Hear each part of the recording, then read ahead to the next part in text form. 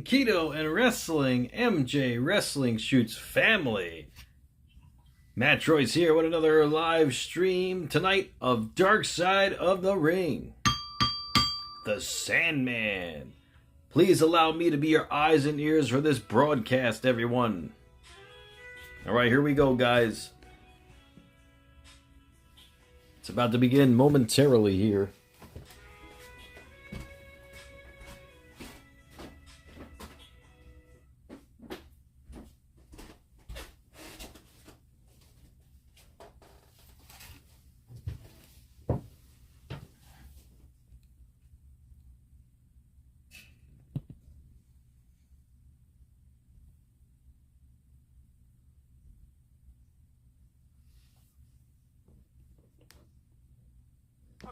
People won't remember me. Alright, here we go.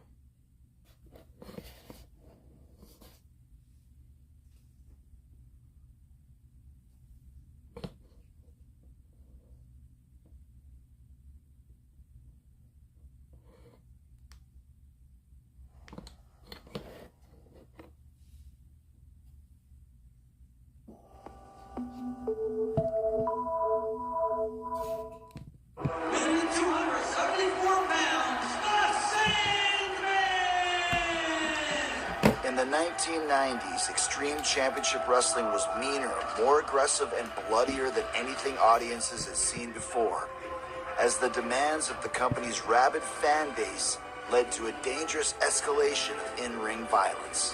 What is this? These guys are crazy. It felt so personal. And I think that's why the fans are so involved with it. People don't know if it was scripted or not. And the more popular it got, the more they had to top the last show.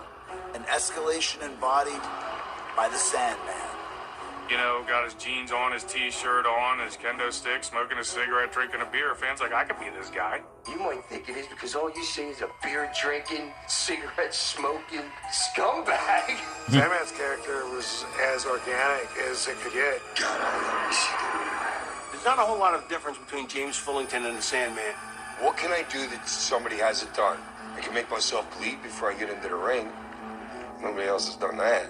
Though a hardcore icon, countless injuries and a lawless locker room create no shortage of controversies, leaving the Sandman with a brutal and complicated legacy. Somebody has got to stop the Sandman! What with what's going on in the back? There was the cokeheads, there was the potheads, there was, painkillers. We got all the alcohol, drugs, pills that you could possibly think of. I don't know if he remembers even half of the stuff that has ever happened. I told my family, I said, tell them the worst. People need to know this. He should have been dead a long time ago. Sandman, what's going on? D, lead with love. Rorito, enter the Sandman, legacy of a hardcore icon. That entrance, let's talk about it for a second. Yeah. For people who have never experienced it, like, what is the Sandman's entrance? So my music's playing. Maybe some days it's 30 seconds, some days it's a minute and a half. But at the one point, it's like, all right, everybody should be clapping their hands at this point. So when I come in, I don't want everybody to see me at one time. I want, like, some people to see me and then be like, oh, shit, he's over there. And then it works its way around the building. And it might take 10, 15 seconds till everybody actually figures out you're over here. And then at that point, I got it. And it's time to pop a beer. Back in the day, dude, I would drink like 6 beers on the way to the ring. Smash me against my head. I'll be bloody before I even get into the ring. I mean, that's his personality. He's drinking beer, spitting it out. He's pouring beer down your throat. You feel like you're part of it, and you are. If you got a Sandman shirt on, you're definitely getting a beer poured down your throat. You know what I'm saying? This is the best part of the show, unless you're wrestling. If you're wrestling, it sucks. You gotta wait for him to get to the ring. But if you're watching, it's great, because he gives the fans what they want. He's one of them, It's a great entrance. With those pants and put the do-rag on, it's like the equivalent of like getting up and putting a hat on and, going and doing your errands. Except this guy was putting this shit on and going out and entertaining hundreds of thousands of people. At this point, I'm having as much fun as they're having, you know what I mean? Because this is what I want to do. This is what I worked my whole life to be, and this moment right now, you know what I mean? I want that moment to last forever, you know? I want to live in that moment. It's a party. You know, his entrance is a party. And, you know, once that's over, then, you know, you got to see him wrestle. Oh my God! Yo, I'm the Sandman. What the up? But do people call you Hack? Yeah, dude. My parents call me Hack. My kids call me Hack. My granddaughter calls me Poppy Hack. I've had that name since I was 5 years old. My older brother gave it to me. And so what's your introduction to professional wrestling? Oh, dude, it was like Saturday afternoon. I watched WWF at 1 o'clock on Saturdays. Conrad. Dude, that's all I ever wanted to be, was a professional wrestler. Let's stick with your upbringing here. You started getting in some trouble with the law a little bit? I was all coked up and I was drunk, and I burglarized the house, which is basically the only real crime that I ever did. And my first day in jail, I punched a guard in the face. I got in a fight with a guy over the television. I was watching something and he went to change it, and then we got in a fight. Two guards went to break it up.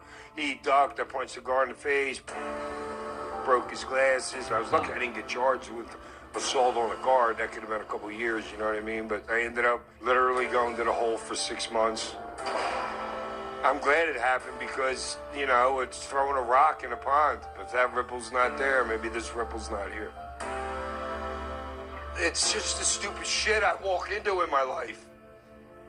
I get out of jail, it's like 84, and this new club opens up.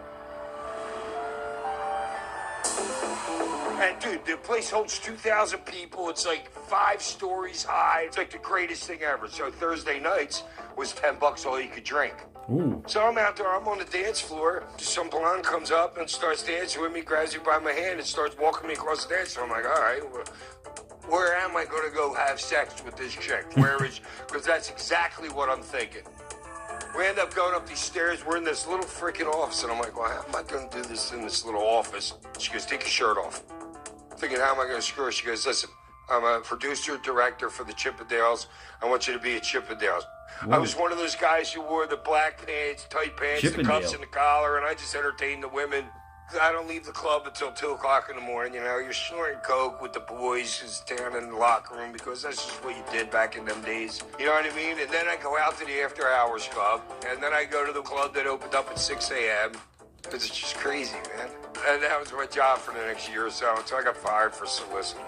You got fired for what? Soliciting. Because they weren't paying a lot of money. I had 4 guys in on it with me.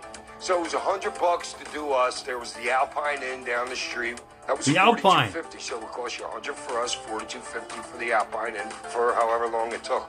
And that lasted for about 6 months until, I don't know, just one day, there's a couple state troopers. They're like, listen, we can file some charges or you can quit and tell us who your boys are. I said, well, I'm not telling you who my boys are. That's your job to figure that out, but I'll quit. So I was done. He was not the type that I would have saw myself going for, really. He was very, I don't know if you want to say flamboyant, but something drew me to him. And believe it or not, that night we sat and talked, and he was just like, I think I could love you. Hey, I work quick. Dude, that's kind of how I've been with, it's like I meet him and then I'm in. I ended up actually a few months later finding out I was pregnant. And he said he'd like to get married before the child was born, so he wasn't born out of wedlock. Miss My name is Lori Strzelecki, a.k.a. Peaches from ECW, and Sandman's ex-wife. He was in construction at the time, and Joe Goodhart opened up a wrestling school.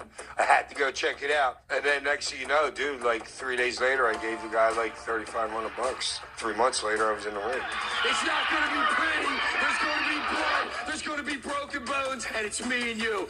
When I first saw him, it was probably 1991. He was a surfer. He had white stuff on his nose. He wore a wetsuit, and he carried a surfboard. From South Beach, California, this is the Sandman! My name's Sabu. I've been wrestling over 30 years, and I participated in ECW. Oh, my God! I remember him. And he came out with Peaches, his wife. I met up with the promoter, and he goes, I got your name. You're going to be Mr. Sandman. And he looks at my wife then. He goes, you're going to be Peaches. Peaches!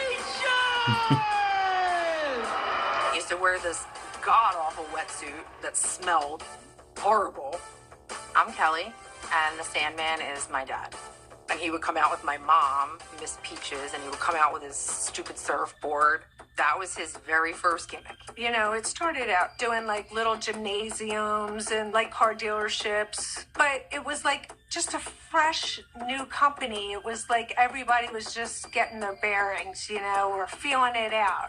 But he was consistent with it. It was like his life's dream. It's my pleasure for being here with all you people, because if it wasn't for you, I wouldn't have this belt. There's whip up. The gimmick was bad. His ability was not. I mean, he was big, he was good looking, very bright, very athletic. Oh! My name is Todd Gordon. I'm the creator and the founder of Extreme Championship Wrestling. Well, thank heaven. Here's our commissioner. Here's Todd. Sandman and I have been best friends since we first met 30 years ago when I started my own company, which was Eastern Championship Wrestling at the time, which became Extreme Championship Wrestling. He was one of my first grouping of people to use. I've had that belt, I've been there before, and I'll be there again. Sandman now on top of things. Philadelphia's Eastern Championship Wrestling was a struggling indie promotion until the arrival of Paul Heyman transforms the company into Extreme Championship Wrestling. He's done it!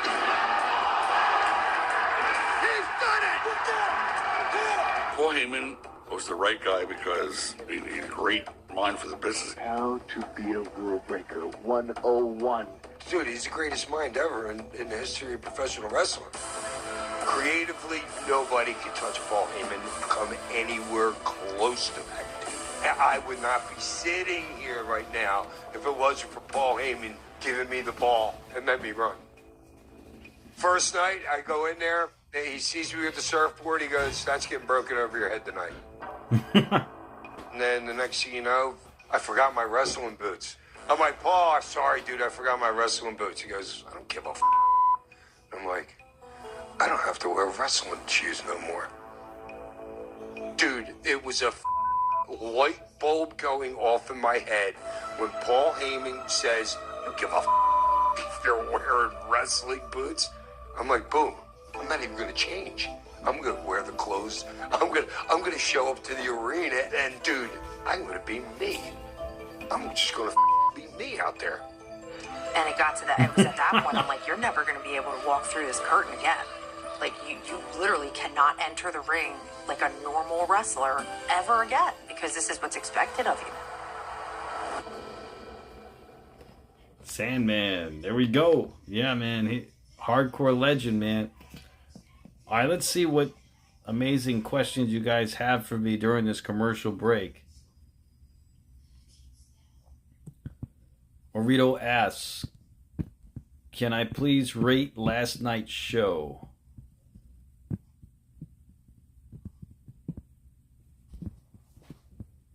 The draft was a 1 out of 10. Worst draft I ever seen. Worst draft I ever seen.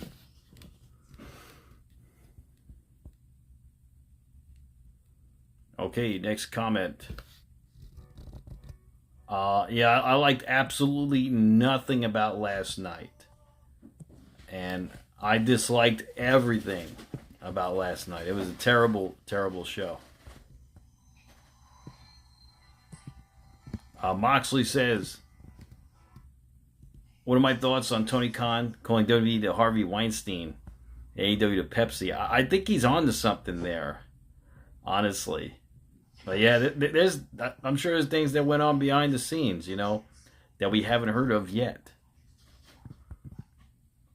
Morito, yeah, the Sandman ECW original, one of the greatest hardcore legends in the history of pro wrestling, and hey, he made long entrances cool before the Undertaker. Rorito asks, who reminds me of Sandman here? Actually, Poppy does a little bit. No, Eric, no copywriting tonight.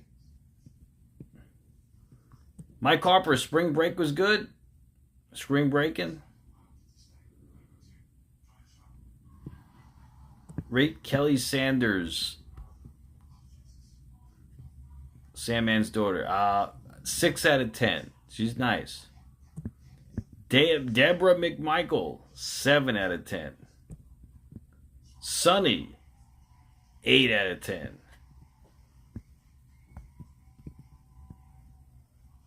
Looking older than Poppy.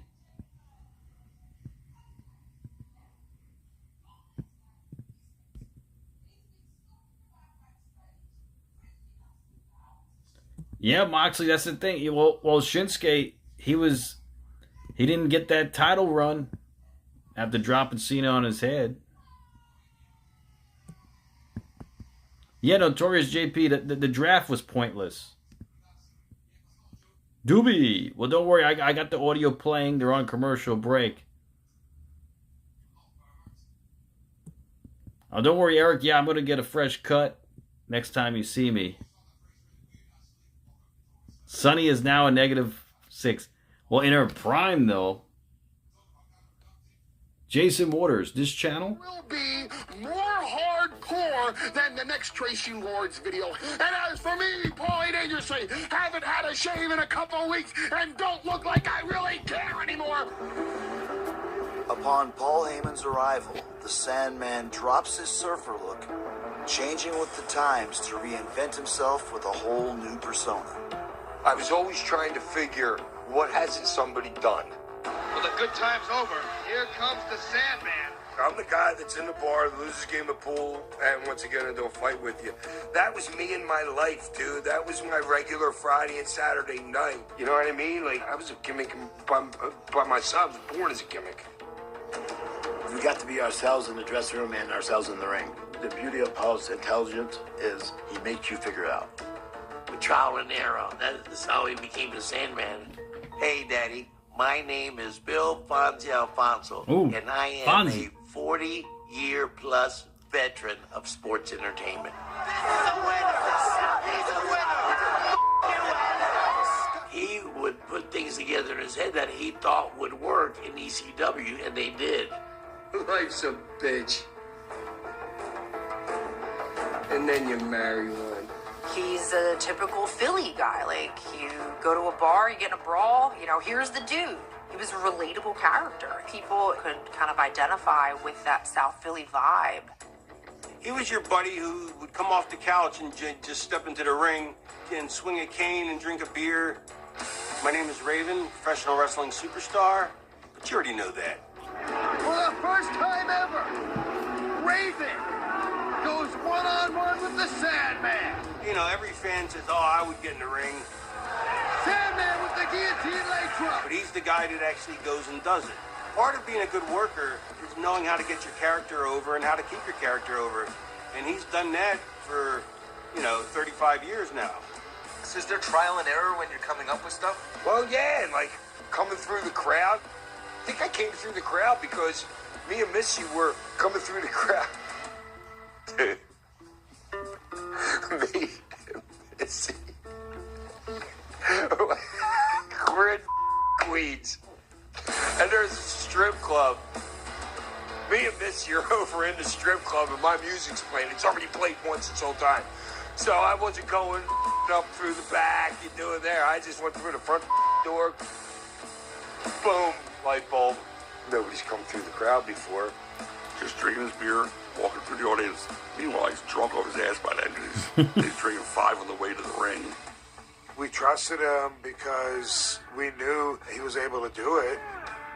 My name is RVD. That stands for Rob Van Dam.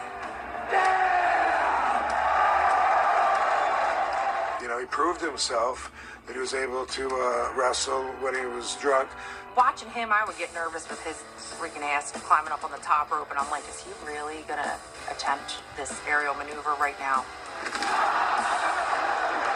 I know I can trust him drunk. Anybody drunk? No. Sandman, yes. Anybody else, I wouldn't allow it either. But Sandman, you're not drunk? I'm not wrestling you. So how did the Singapore cane come to be? So it's a Sunday. Paul's like, let's go outside. And we're standing next to this tree. Paul goes, you know that kid overseas that got caught spray baiting the car? I'm like, yeah, the kid Michael Fay. He goes, good, you know what I'm talking about. Singapore had sentenced an 18-year-old American to 6 strokes with a bamboo cane. And I said, yeah, dude, you ever see that cane that they use? Every shot they hit you with, it makes you bleed. He goes, you're going to start carrying a Singapore cane to the ring. I'm like, Paul, okay, what am I going to use? He goes, rips a branch off the tree, rips all the little other branches off and says, get some tape, wrap it around there. That's going to be your Singapore cane. I want you to cut a promo with it. The first ever Singapore caning match. May 14th, Saturday night, ECW. And now, it's the Sandman caning Iron Man Tommy Cairo. Did you hear that? And then the angle with Dreamer, just... Now, what happened there? It went to 10 lashes. I can't look. Oh. It skyrocketed both of our careers. He got his ass kicked, but he took it like a man, and Philly loves that. Thank you, sir. May I have another? And the Sandman takes an 11th shot.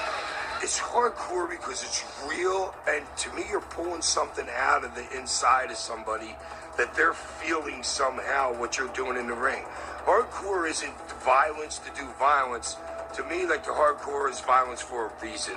And then it just means more people, and you can see it in their faces, and you can see how they react. Sandman wasn't a wrestler. He was a entertainer. That cigarette hit our cameraman right in the eye. That's what ECW was about. Wrestling is entertainment, and you don't have to do a wrist lock, a wristwatch, a moonsault to get over.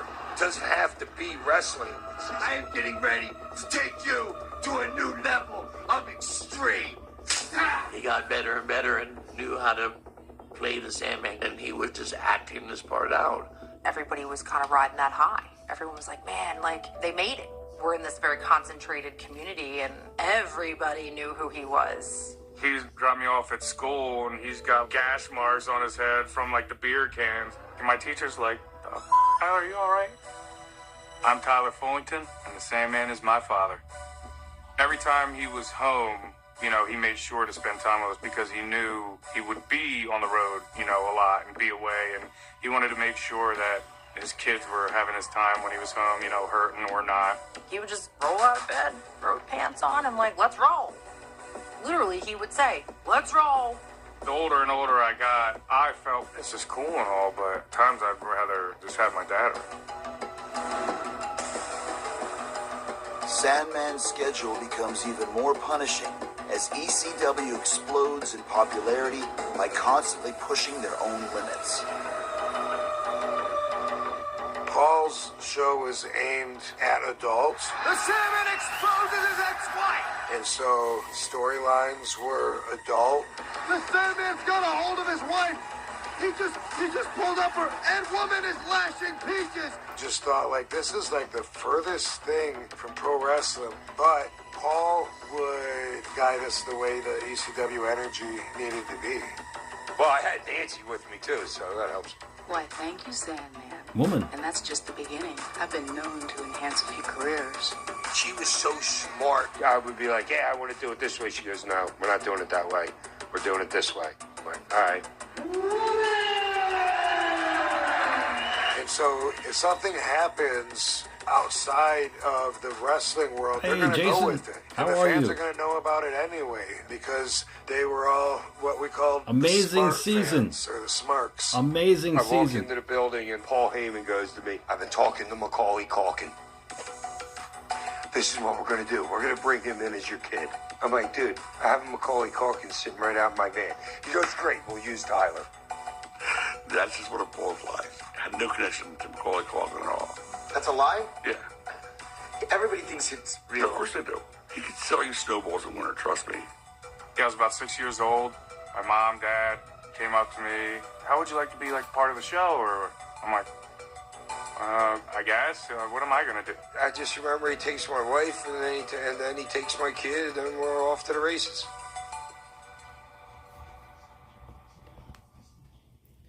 Hey, it's my pleasure, Jason. Yo, we're all wrestling fans. We love these shows. Dark Side of the Ring. Wow, this season I'd say is probably your best season yet. What a season here. every episode this season was incredible thus far. I can't wait for the for your next show. Who killed WCW? I can't wait for that. That looks like it's going to be a good show too.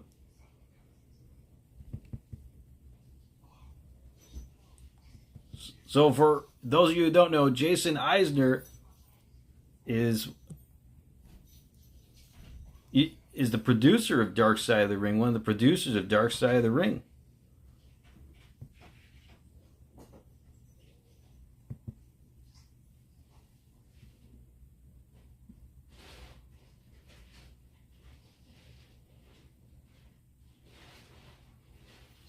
Okay, guys, let's see what amazing questions you guys have for me during the commercial break.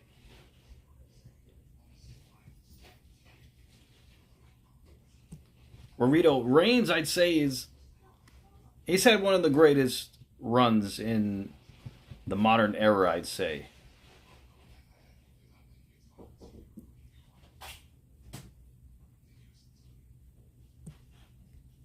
Burrito asks who I think was a better promoter, Vince Sr. or Ted Turner. I'd say Vince by a long shot. Oh, that's incredible. Yeah, Jason, some great episodes. You know, I think you guys should do an episode, a dedicated episode for Eddie Guerrero, Andre the Giant.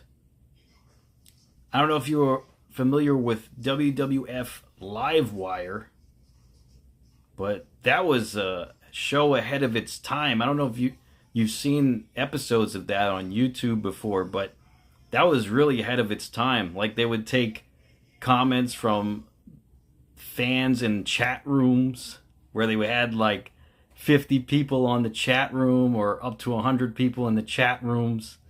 Like, it was really ahead of its time. WWF Livewire.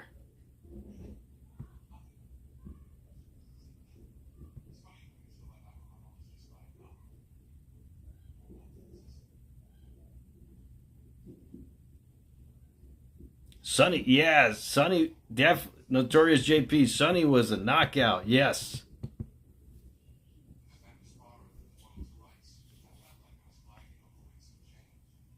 Elvis says you should do a Eddie Gilbert episode.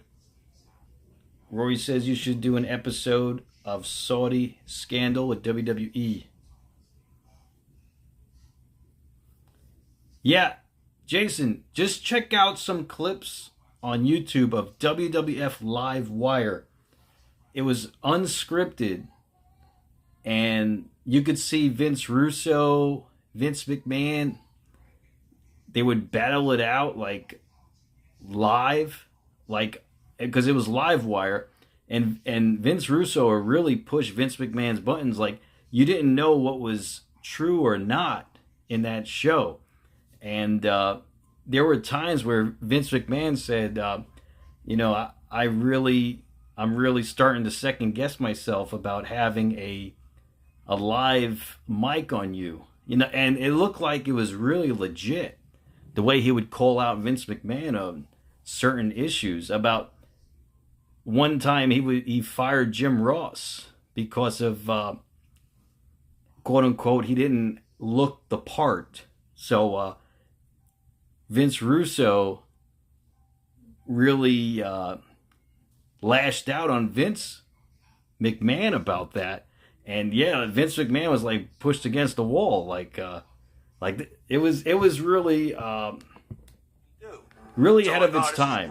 Definitely check it out. Livewire. Raven and Sandman have been feuding. WWF Livewire. Take it to the next level. So Raven, quote unquote, stole Sandman's wife. I've already pimped her out to the whole locker room before. But then he stole Sandman's son Tyler, which was really controversial because we had a kid who's like 5 years old in the ring. Next thing you know, here we are. He's got a little flannel shirt on, and they just coached him in the back a little bit, just what to say, and Don't you dare smile out there. Nothing. I don't want any reaction from you on anything. This is where your face is. What do you think about that, kid? That's your face, and that's the way you stay. Yeah, anytime, Jason, anytime. That's the face that I always told him to have on money shot. I can close my eyes and see him dressed like Raven. It was crazy. I was young and naive. You know, me and my mom are coming down the aisle. Raven's a bloody mess, got barbed wire in his hair or something like that. We just get in front. Raven says, Tyler, tell him. Tyler, tell him. Daddy, you're drunk. Now I want some Raven. I hit the line, and you could hear like a somberness, like almost over the crowd, like, ooh, like that hurt. It wasn't like a cheer, it wasn't like a boo, like it was like, oh shit. Like, I remember watching that live. I worship Raven. And the whole place was like, oh my. Quiet. And you don't hear that in the arena. These people ate it up. They were just like, holy shit, you just hurt the Sandman. Like, Raven became the heel's heel. You know, now you came in and you stole his family. That shit put asses in seats. Don't do this to me! Tyler is an amazing actor. Hey, you little bastard, why don't you shut up? The Sandman's not even your real dad! He never missed a cue. He never missed a spot. Shut up, kid. We'd be going doing promos after the show, and I'd be drunk and I'd screw up a promo or I'd forget to give him the line, and he would still hit the line anyway, exactly in the right spot. I mean, he was amazing. Hey, kid, you know the divorce was your daddy's fault, don't you? I know. The Vince McMahon scandal. I know now more, like, that would be back big. on it, like, hey, those guys were pretty crazy, you know? Like, but at the time, I was just being a kid. I don't even know if I was prepared for it. And I'm like, oh my God, this is really happening. And I'm thinking, this is going to turn my life upside down, you know, because everything had to be separate. Travel separate, show up separate, leave separate. It was crazy. We'd be leaving the arena in separate cars, and you have a meeting spot. You pulled up to the gas station and kind of look like anybody with an ECW shirt on, like, all right, get out, switch cars, like, get back in the car, you know, stuff like that. You know, the marks, they're always out, always looking for you. They know exactly who you are, where you go, and it's hard trying to keep that whole storyline separate for as long as we did. Me, my dad, my mom, Tyler, we did this all together. They might have been in the spotlight, but we did this all together. We're traveling to shows constantly every week. You know, that was life. Shit, there were times we'd drive around New York and they would find this, like, playground. It's like 2 o'clock in the morning.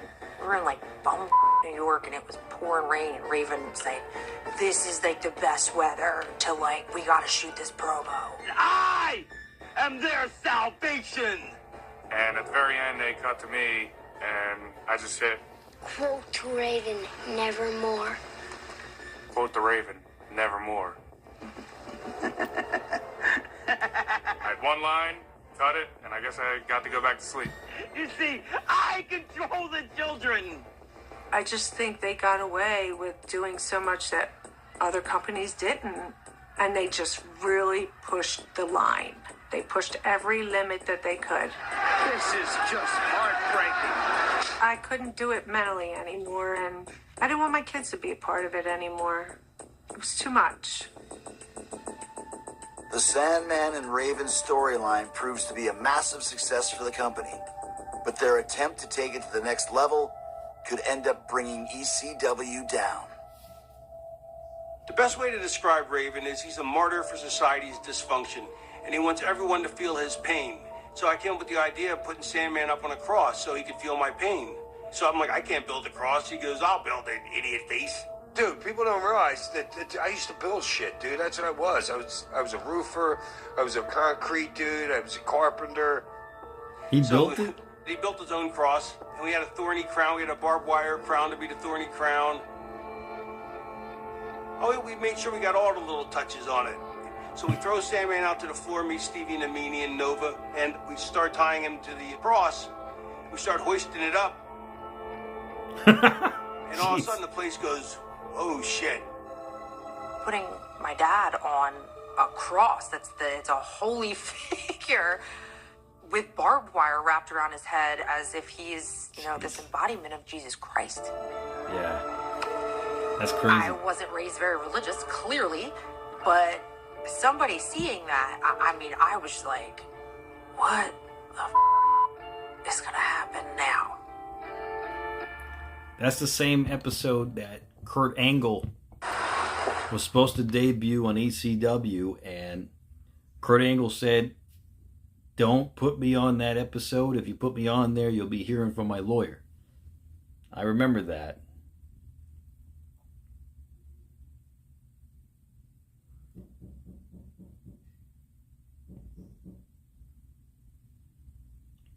Okay, see what amazing questions you guys have here. Wow, it was great to see Jason Eisner back. Great to see Jason again. The one of the producers for Dark Side of the Ring. That's incredible to see Jason return back to the stream. He came on another stream before. I believe it was the premiere of Dark Side Season 3, if I'm not mistaken. Was it with Benoit or not? I'm not sure, but it was one of those streams. But yeah, we saw Jason as well. Garrett asked, do you think Triple H killed WCW? Terrorizing? I don't think he had the ability to kill WCW back then.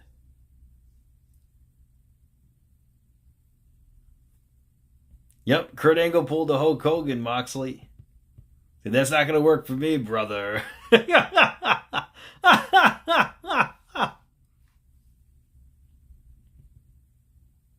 Actually, Elvis, you bring that up. I saw an episode that was on. It was on Vice.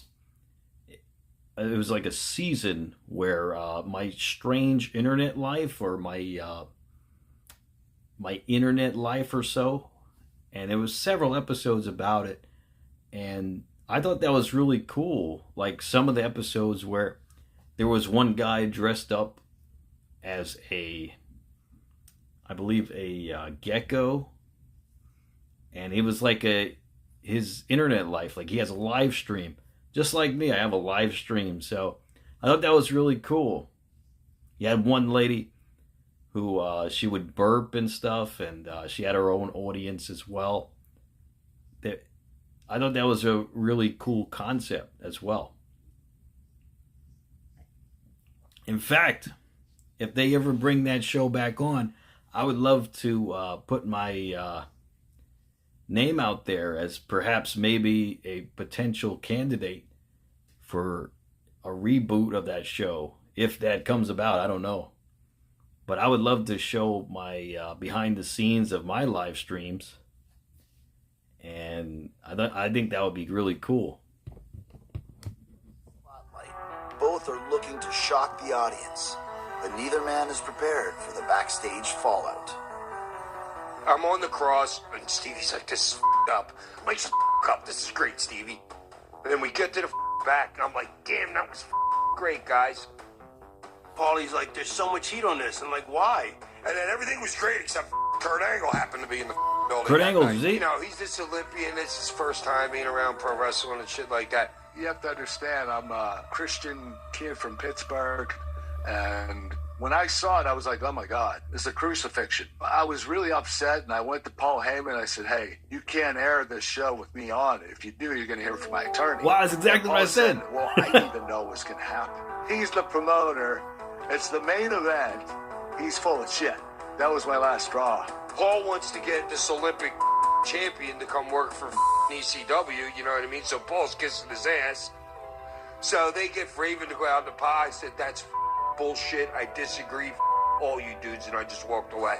And so for the people who I deeply offended, I apologize. Despite the controversy surrounding the crucifixion angle, the scandal doesn't slow the Sandman's momentum. Dude, are you kidding me? Me and my man Scorp, we have the tag team titles. I have the heavyweight title, and he's got the TV title. When you and your boy got all the titles in the company, then you know you're doing something right. Despite the accolades and championships, life on the road and ECW's hard-hitting style are taking a toll on the Sandman's body. Wow. A lot of injuries from that hard-hitting style. What are you kidding me? I've broken like 27 bones. Wow. Yeah. Broken my neck, this clavicle 3 times. I need a new hip. I need 2 shoulder surgeries. Dude, a superplex off the top rope is a 30-mile-an-hour car crash. Wow. Imagine doing 10 of them every day of your life. Forget it. I got operated on. This leg is operated on that morning. They shaved my meniscus and flew back to Philly. I came into the ring with, I had crutches. You know what I'm saying? You love what you're doing so much that you just don't care. I actually was home one night, and I got a call from Todd, and he said, Hack's got a concussion and he can't remember. And I was like, that's a good one. You guys just go have fun and stop trying to goat me. And he's like, I'm not kidding. He got hit in the head and he doesn't remember anything. And he's like, I'm dead serious. So I had gone down. No. And sure enough, here he was. Who won the match? What did it look like? I said, I don't know, I wasn't there. Who won the match? It was relentless. And then that was early on. And there's countless times after that. I was like, you can't keep doing this. You're not going to be able to do things with the kids. You know, they just want to keep on going. That's all they know. You get hurt, so be it. Suck it the up. He would never take a pill. And then it just got to a point where you get in this pain and, well, okay, couple leads to a couple more, and your body gets used to it, and a couple more, and then you're drinking, and then you got to go to bed, so you're taking Xanax, and then you got to be up, so you're doing cocaine. It's a vicious cycle, and once you get on it, it's very hard to get off. You know, I knew what was going on. I knew what he kept in his fanny pack. What am I going to say? I'm a kid. I don't know. I'm 12, 13 years old. Like, I don't know what a Xanax is or, you know, a perk or whatever. At the time, like, pain medicine. That's all I know. And if, you know, I got to trust him. Yes, to help my back, help my neck, help, you know. All right, you got to do what you got to do. You work 300 nights a year getting body slammed, and you tell me what you would do. You know, as time went on, of course they have the barbed wire, the chairs, the light bulbs, the tacks. So, a couple perks, some somas, and it just progressed. I used to joke back then, if you pass a piss test, you can't work for us. We all got high, we all partied. That's what we did. I remember my first bag of pills I found. I knew exactly what it was. I remember my first bag of Coke that I found. First line of Coke I found. The older and older I got, he was taking drugs, and, you know, just going down the wrong path. We used to go on 1 month, every Friday. We'd have 3 doctors that we would go see in Philadelphia.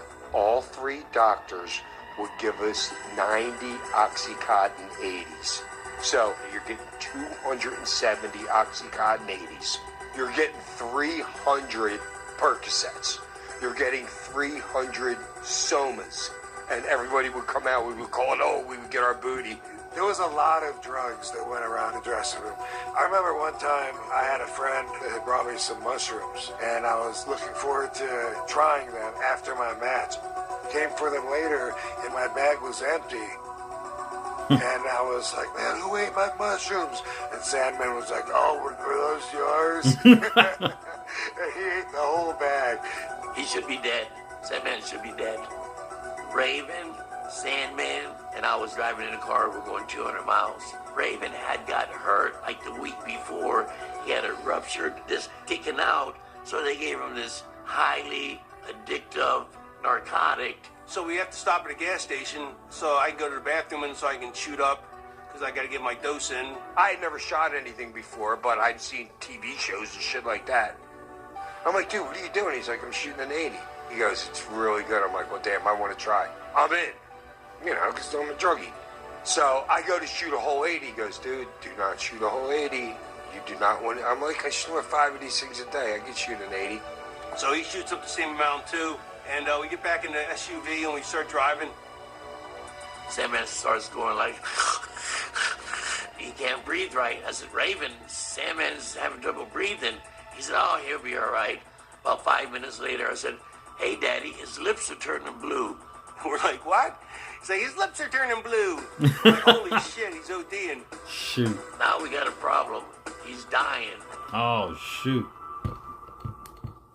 Blue. That's not good. Oh, here we go. The creators of Dark Side of the Ring. We've paid the price to be the best. The legacy of WCW is iconic. When it went out of business, it was the end of that era. WCW was on top. A company that rose to become the phoenix of professional wrestling. Then it burned to the ground. This looks good. Egos, egos, egos. Betrayal. I have my suspicions. Greed. June 4th, okay. Sharks. Disaster. I was invading their world. You're going to hell just for that. Stand by. They made it not advertiser friendly. A 4-part must-see event. Idiots everywhere. It's just mind-boggling. I don't believe in the number of coincidences that surround this entire situation. That's always going to be the million-dollar question. Who killed WCW? You want to hear the real story, or you want to hear the bull story? New series premieres Tuesday, June 4th at 10 on Vice. Wow, I'm looking forward to that. That looks really good. That looks really good. Bret Hart said there's idiots everywhere. WCW.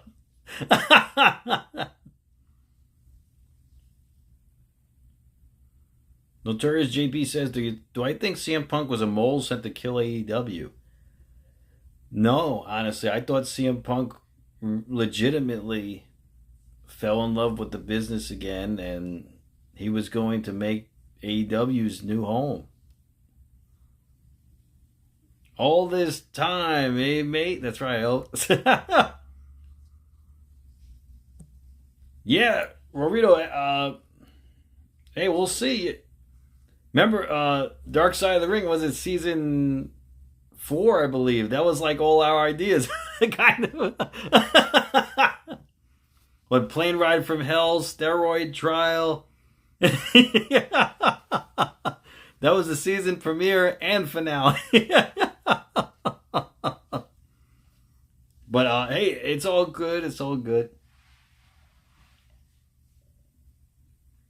Hey, anything we could do to help, you know,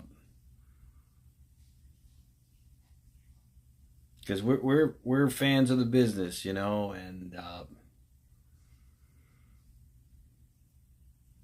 yeah, it's not about the money for us, you know. We're just fans, and we love wrestling.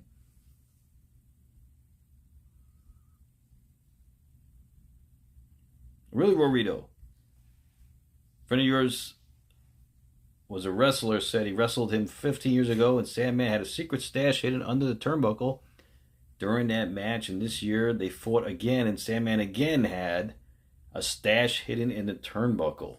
So he's still taking stuff?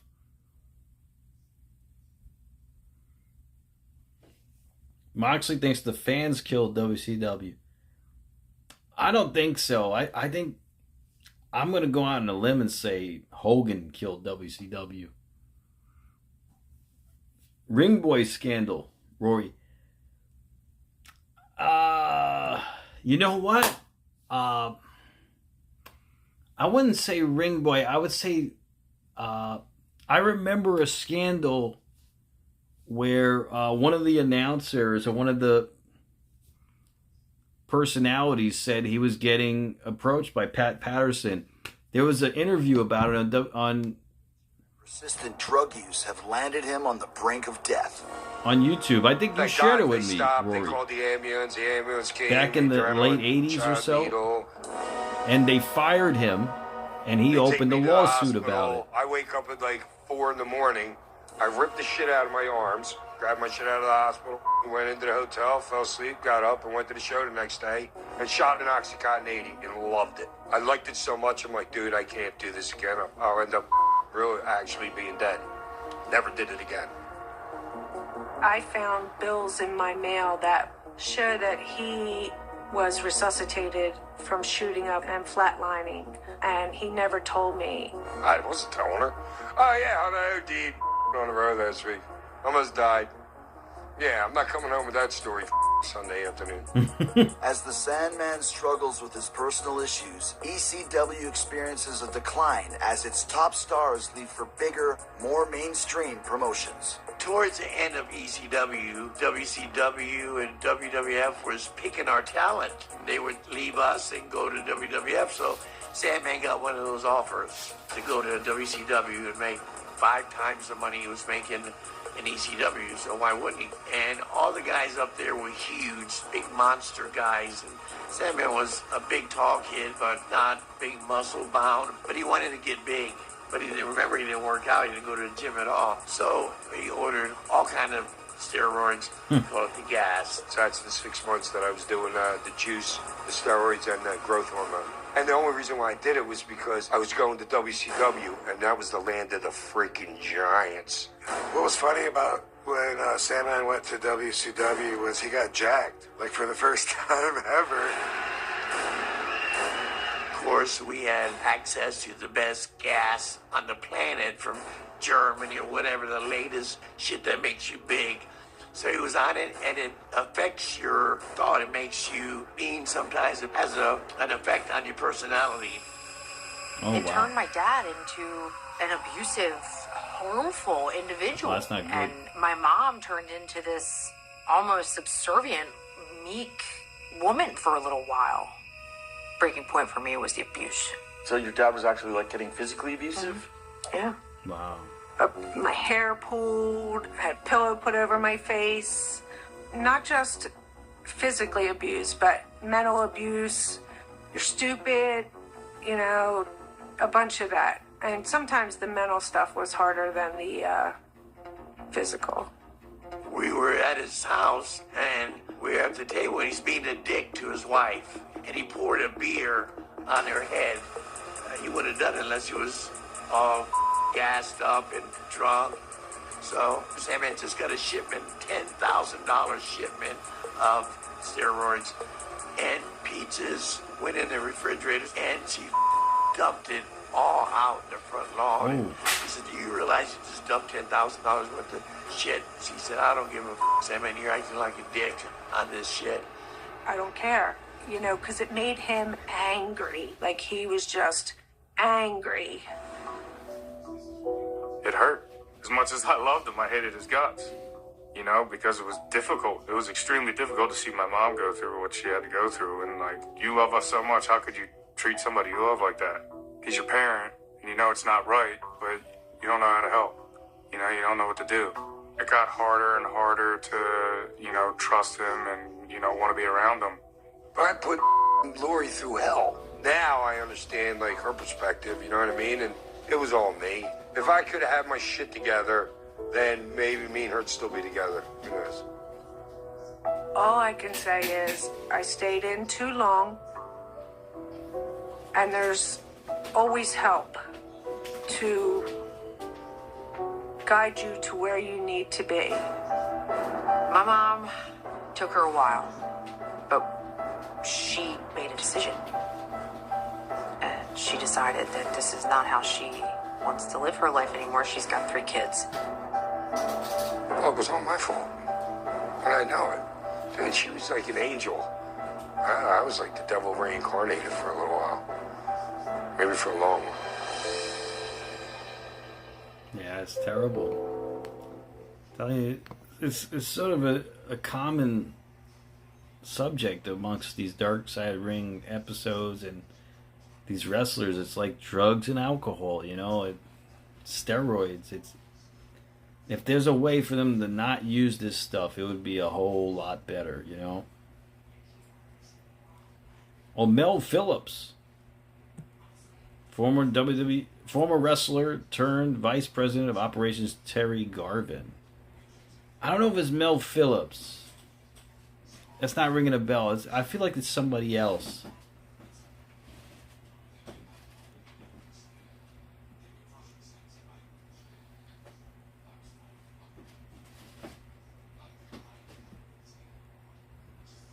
Oh, you know what they should do also? An episode about Eddie Mansfield when he exposed the business, which was way ahead of its time.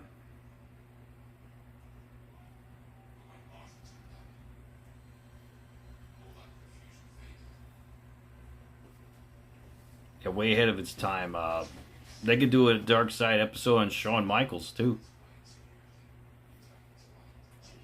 I mean, I don't know how if they could get Shawn to comment on it, but maybe they could do an episode about Shawn Michaels too, because he had a dark past too.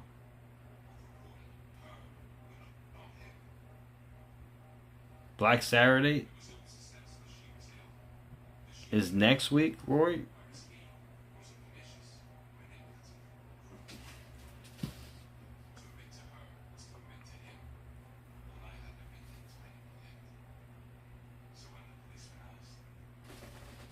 Black Saturday.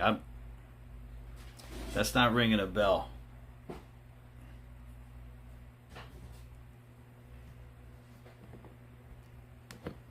Oh, Black Saturday. He gets a call. They've stolen the company. I had no idea it was coming. You know, the fans of that promotion were furious.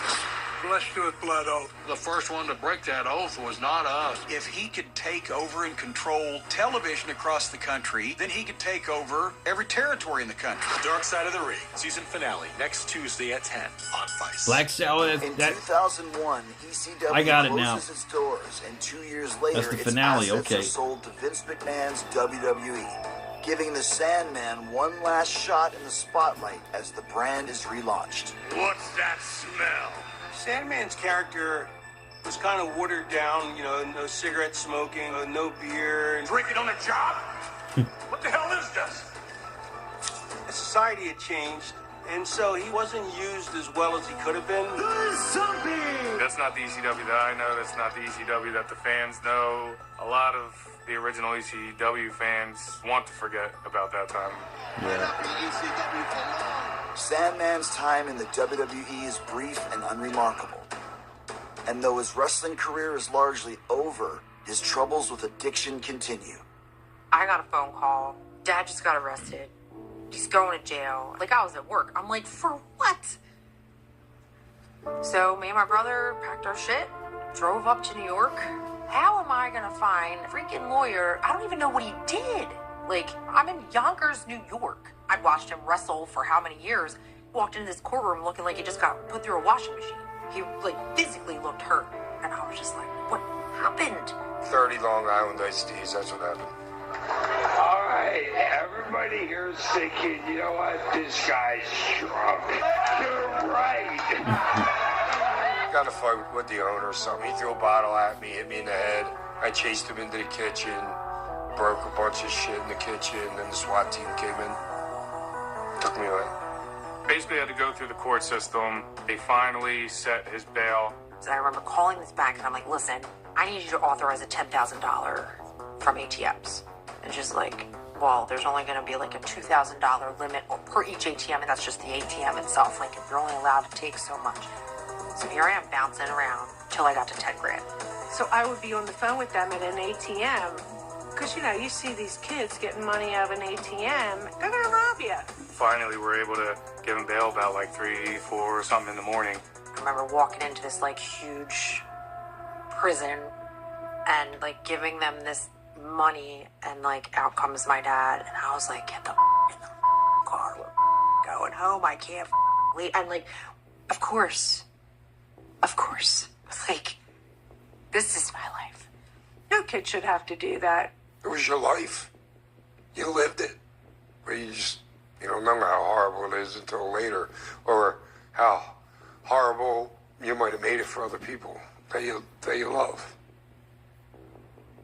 Deep down, he realizes he's done a lot of bad, and that maybe this is his redemption.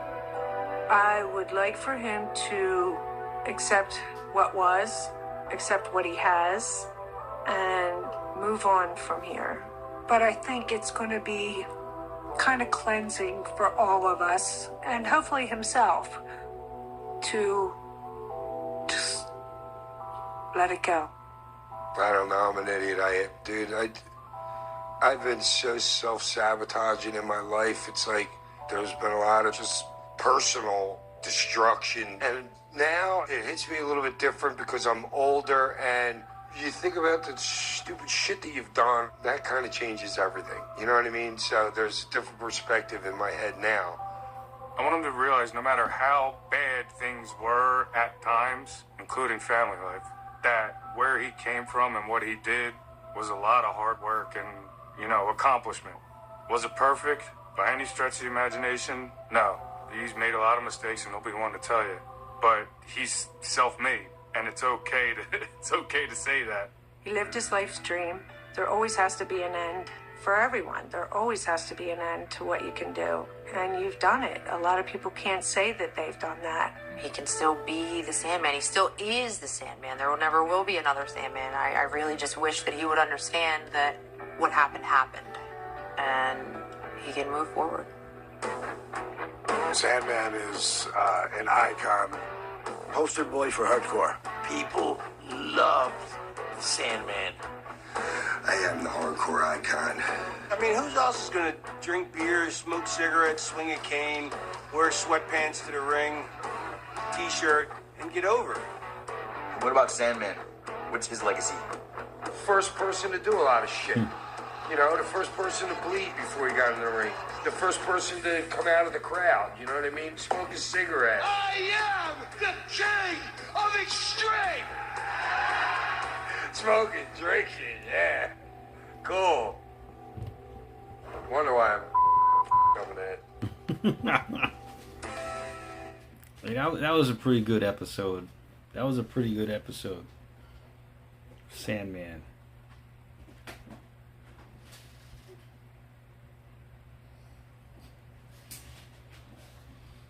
Rito, rate Meltzer. I don't know if Meltzer is rateable at this point in time. I mean, I think he's lost a lot of his credibility at this point. Yes, I would interview Eisner. That would be a great idea. Jason Eisner, the one of the producers of Dark Side of the Ring. How many questions of the ones I sent for the Invitational would you have gotten correctly? I'd say at least a third.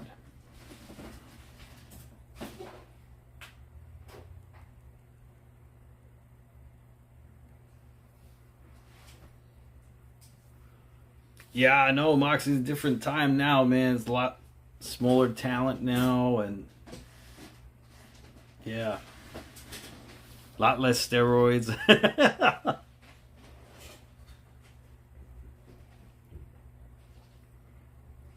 But yeah, it's a much different time now, Moxley. Much different time than it was. Yeah, it was, Garrett. It was a pretty good episode. But wow, that was great to see Jason again. Wow. But guys, yeah, man, you guys gotta, when you're in the chat, like I said, guys, you never know who's gonna be watching. You never know who's gonna see you. You never know who's gonna be on the stream. Like I said, I mean, we just got visited by one of the producers of Dark Side of the Ring tonight. I mean, it goes to show you never know who's watching, guys. You just never know. Triple H himself could be watching. Vince McMahon himself could be watching. Anyone could be watching. This is global. This is worldwide. Anyone could be watching. So it's great. It's great that we got visited by Jason tonight.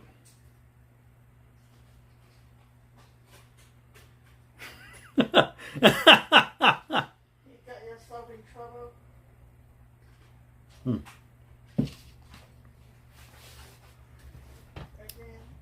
With that being said, guys, I hope you all enjoy. Yes, Sandman himself could be watching. You're right, Garrett. Sandman himself could be watching. Remember, Sandman did I offered a prize of Sandman doing a cameo. Remember, for Jason Layton. So Sandman knows. Rory, do I think Rory has helped or hurt the stream? Definitely helped. Definitely helped. All you guys helped just by being on the stream. All of you guys helped. Each and every one of you. You had a cameo. Remember the cameo with Jason Layton?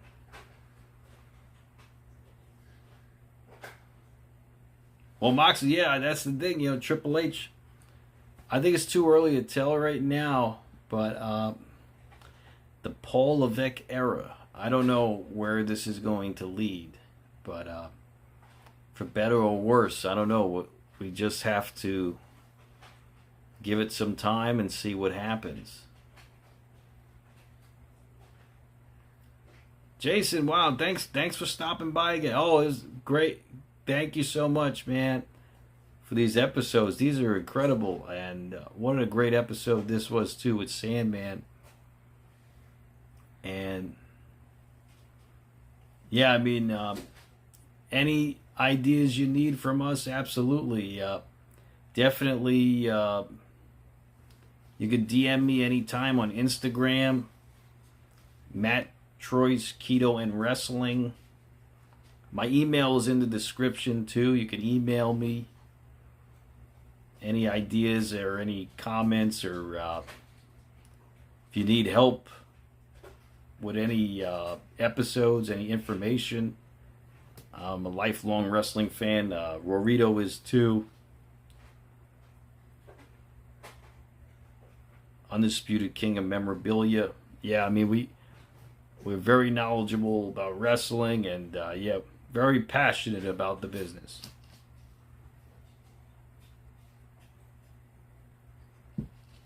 Oh yes, and if you would be open to an interview, absolutely, we would love to have you on, Jason, for an interview if you ever have time.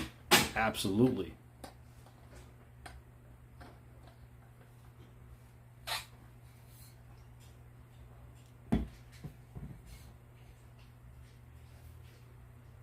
But yeah, it's but like I was talking earlier with these guys, it seems like it's a common theme amongst professional wrestling. A lot of these wrestlers, you know, they partake in these extracurricular activities, you know, and they use alcohol and drugs, you know, and steroids. It's really a shame. Like, I mean, these three common denominators, you know, it's accounts for many downfalls of these athletes, you know, and it's really sad. It really is. But for me, the most tragic incident of all of pro wrestling had to be Owen Hart. You know, when Owen Hart, because I was watching live on pay-per-view with my family. I was a teen at that time, and it was just devastating. You know, we didn't see anything on the broadcast. They didn't show anything, but they kept saying it wasn't a part of the show. It was just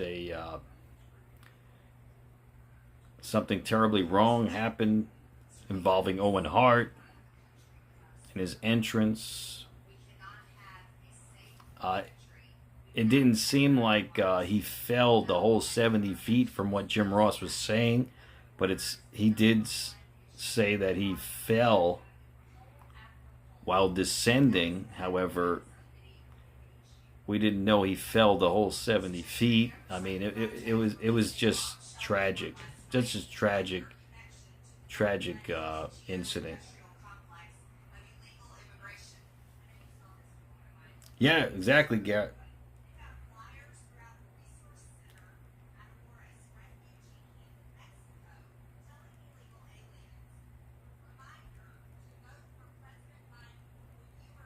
All right, guys. So,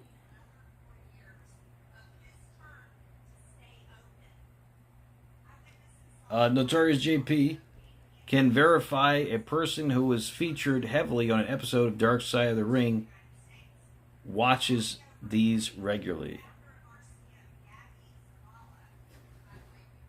Oh, really, Notorious JP? Who do you think it is watching?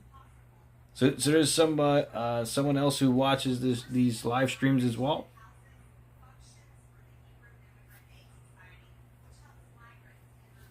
See, that's what I'm saying. You just never know who's gonna watch. You never know who's watching, and that's why I always put my best foot forward, you know, and try to be as professional as possible. Yeah, you just never know who's watching. AEW needs a Dark Side of the Ring episode. I mean, I think it's too soon for that. I think it's too soon for that. But who knows? Maybe in the future, you never know.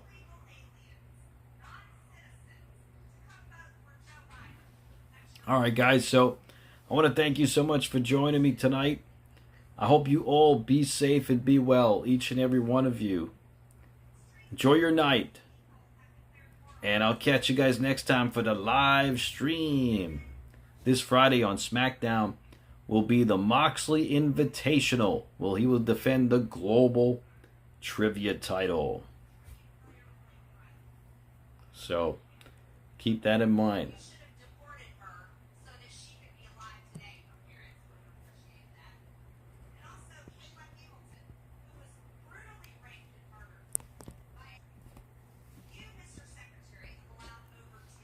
Good night, Garrett. Be safe, be well. Enjoy your evening, man, and I'll catch you guys next time on the live stream.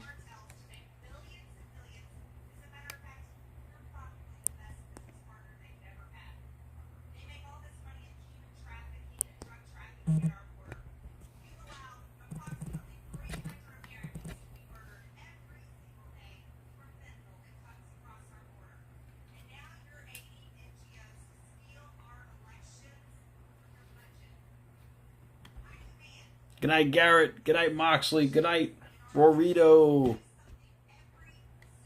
Good night, Notorious JP. Good night, everybody. Enjoy your evenings tonight, and I'll catch you guys for SmackDown.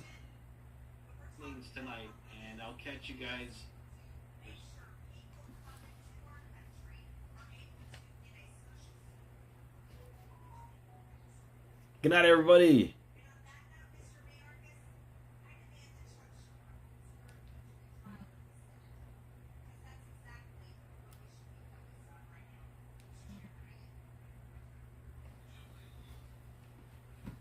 MATTROISE signing out. Be safe, everyone.